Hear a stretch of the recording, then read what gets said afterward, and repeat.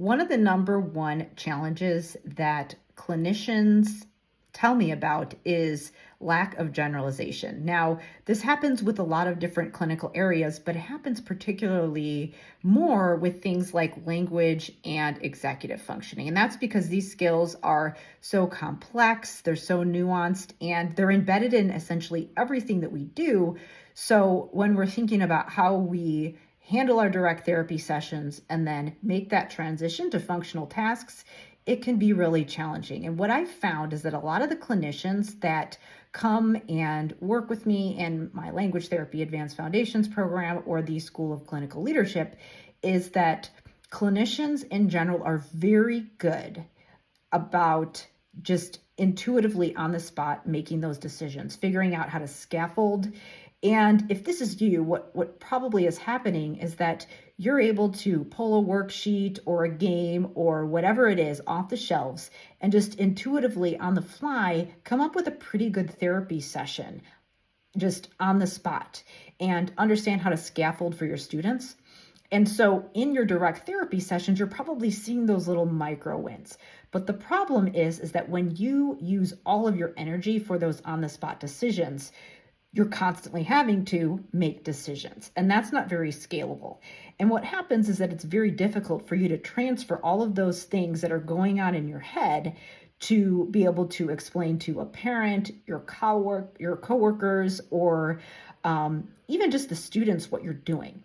And that does two things. Number one, it causes planning to be more mental effort than it needs to be.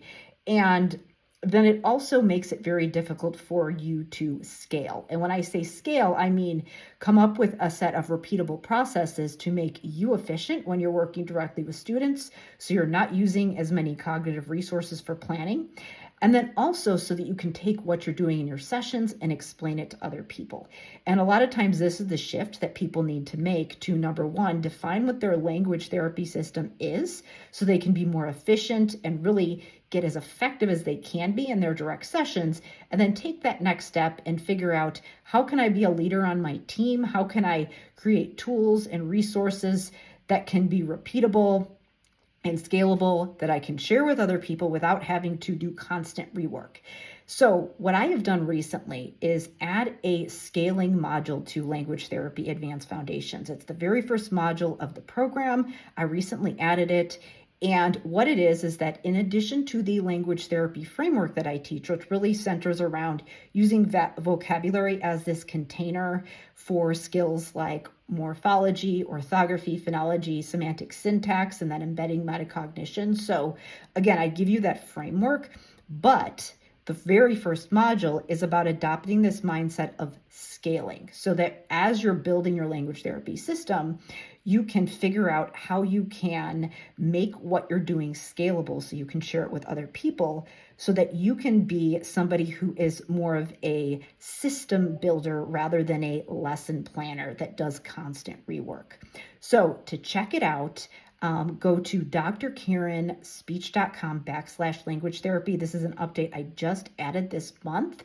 So if you are a current member, it should already be in your dashboard. But if you're a new member, you'll be able to get access to it as soon as you sign up. Again, this is a scaling module that helps you adopt this mindset of, how can I create these replicable processes in my therapy so that I can be as efficient as possible and make the most impact. Again, drkarenspeech.com/language therapy.